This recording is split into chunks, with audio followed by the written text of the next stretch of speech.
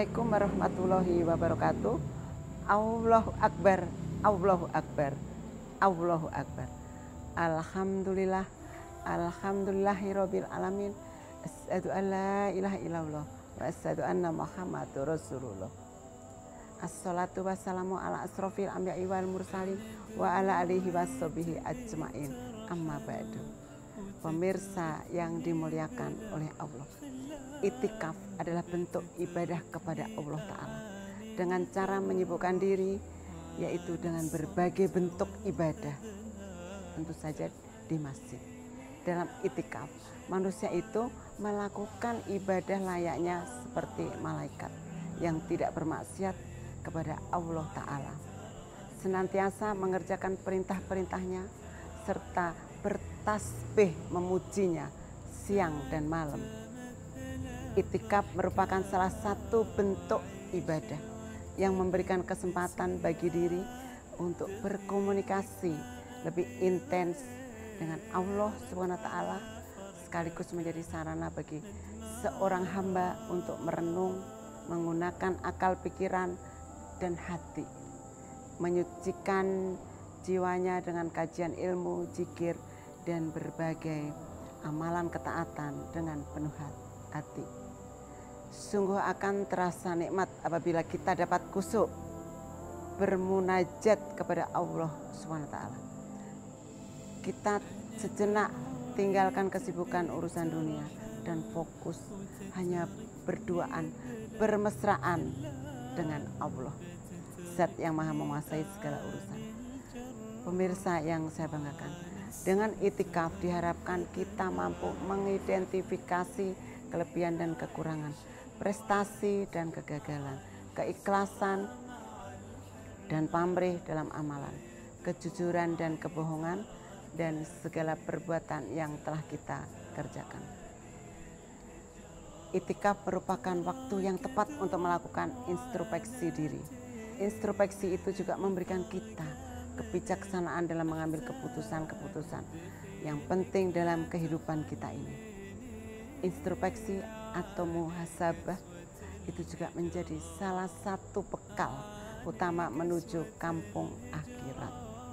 Sebelum amal-amal kita dihisab, maka terlebih dahulu kita hisab diri kita agar mampu menyempurnakan amal-amal baik kita dengan memohon ampun dari segala salah dan segala dosa. Dengan introspeksi kita akan mampu menjadi pribadi yang lebih baik dari yang sebelumnya. Pemirsa yang dirahmati Allah, apa itu itikaf? Bagaimana ketentuan pelaksanaannya? Jadi di sini pengertian itikaf itu secara bahasa yang artinya adalah tinggal pada suatu tempat atau berarti diam di masjid, itu itikaf. Sedangkan menurut istilah yang lain lagi, itikaf itu bermakna berdiam diri di masjid. Kemudian umat muslim yang hendak melaksanakan itikaf hendaknya memenuhi rukun dan syarat-syaratnya. Nah, rukun itikaf itu ada 4. Yang pertama adalah niat. Kemudian yang kedua adalah berdiam diri di masjid. Kemudian yang ketiga, masjid itu adalah tempat kita untuk melaksanakan ibadah. Yang keempat yaitu kita akan melaksanakan itikaf tersebut itu. Pemirsa yang dimuliakan Allah, melakukan itikaf lebih dianjurkan di malam 10 hari terakhir. Dari Aisyah RA, istri Nabi Muhammad SAW menuturkan, sesungguhnya Nabi Muhammad SAW melakukan itikaf pada 10 hari terakhir bulan Ramadan hingga beliau wafat. Kemudian istri-istrinya mengerjakan itikaf sepeninggal beliau. Hadis riwayat Bukhari dan Muslim. Kemudian hal yang utama yang dilakukan oleh orang yang beritikaf adalah menyibukkan diri dengan melaksanakan sholat, bertasbih, berzikir, membaca Al-Quran, dan menyibukkan diri dengan ilmu seperti belajar, mengajar, membaca, dan menulis. Itikaf itu dilakukan dengan cara menginap di dalam masjid, yaitu dimulai setelah terbenamnya matahari pada malam ke-21 Ramadan dan berakhir saat terbenam matahari pada malam terakhir di bulan Ramadan. Nah, ini ada beberapa manfaat dan keutamaan dari kita melakukan itikaf. Yang pertama yaitu kita penuh dengan ketenangan jiwa, sehingga dapat membantu untuk memperbanyak ibadah, membaca Al-Quran, berdoa, kemudian melakukan zikir kepada Allah Subhanahu wa Ta'ala. Kemudian yang kedua yaitu kita sebagai seorang muslim memisahkan diri dari kegiatan dunia yang mengganggu konsentrasi dengan penuh perhatian.